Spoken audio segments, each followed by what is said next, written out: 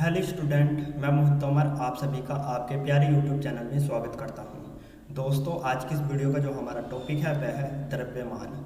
तो दोस्तों, आज की इस वीडियो में मैं आपको द्रव्यमान के बारे में बताने वाला हूं कि द्रव्यमान किसे कहते हैं। द्रव्यमान की परिभाषा आप अपने एग्जाम में किस प्रकार से लिखेंगे। द्रव्यमान का मात्रक क्या होता है, द्रव्यमान कौन सी राशि है। तो दोस्तों, आज की इस वीडियो में मैं आपको ये सारी बातें बताने वाला हूँ, समझाने वाला हूँ और लिखवाने वाला हूँ। तो दोस्तों, वीडियो शुरू करने से पहले आप सभी से रिक्वेस्ट है, यदि आपने अभी तक हमारे प्यारे यूट्यूब चैनल को सब्सक्राइब नहीं किया है तो दोस्तों सब्सक्राइब कर दीजिए तथा उसके की बेल आइकन घंटी भी प्रेस कर दीजिए, ताकि दोस्तों जब भी मैं नई वीडियो अपलोड करूँ उस वीडियो की नोटिफिकेशन आपको सबसे पहले मिल सके। तो शुरू करते हैं दोस्तों आज की इस वीडियो को।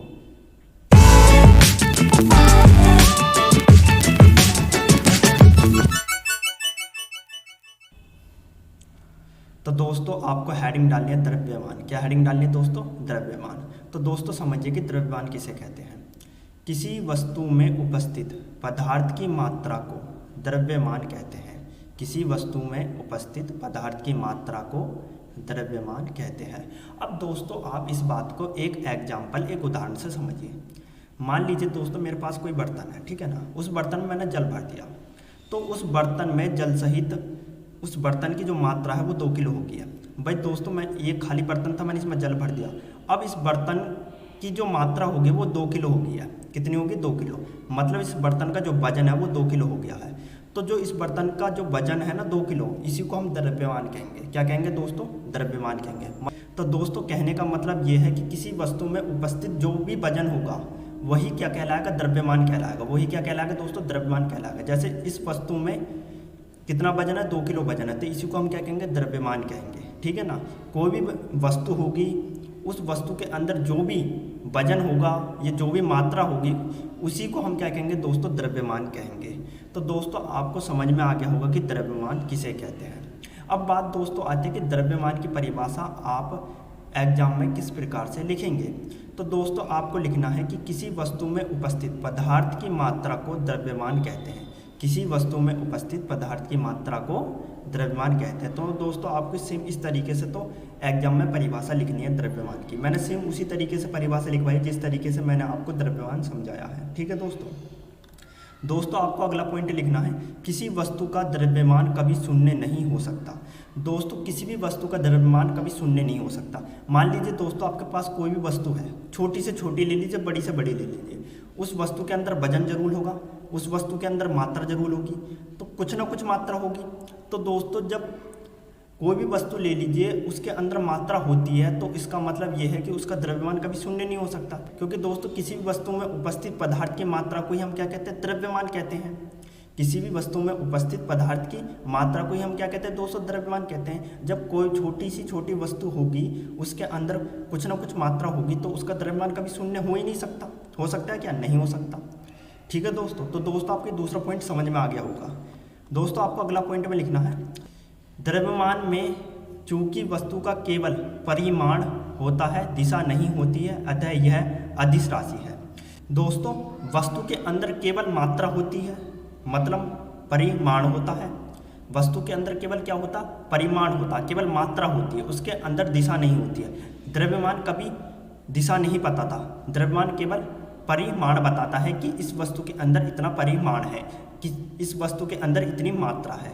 तो जब द्रव्यमान केवल परिमाण बताता है, दिशा नहीं बताता है, अतः यह कौन सी राशि होगी दोस्तों? अदिश राशि होगी है। कौन सी राशि होगी? अदिश राशि होगी है। तो दोस्तों, यहाँ से 1 नंबर का क्वेश्चन पूछ लिया जाता है कि द्रव्यमान कौन सी राशि है, तो आपको बताना अदिश राशि है। अदिश राशि क्यों है?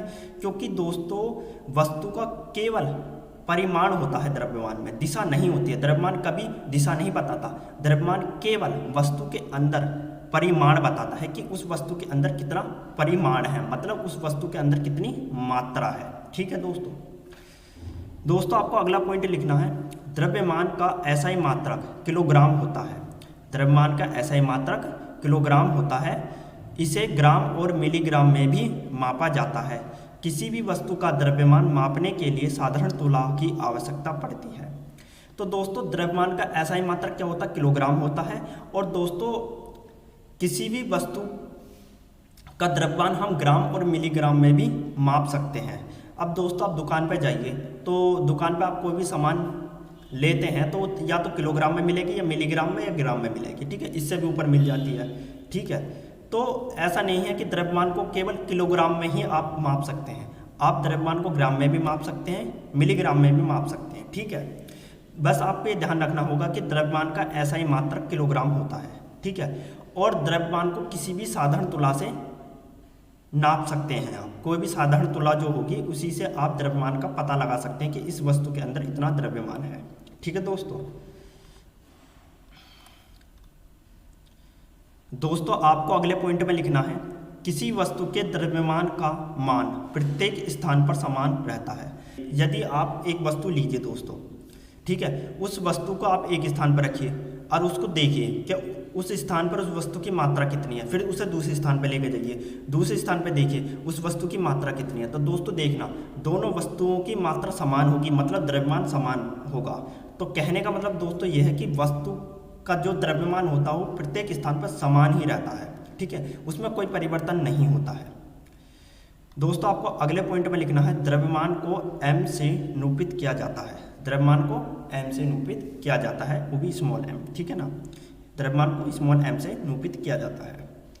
तो दोस्तों द्रव्यमान की यही बातें थी जो आपको लिखवानी थी। यदि दोस्तों आपको हमारी ये वीडियो पसंद आई है तो लाइक, सब्सक्राइब, शेयर जरूर कीजिए। दोस्तों आपको हमारी वीडियो देखने का बहुत बहुत धन्यवाद।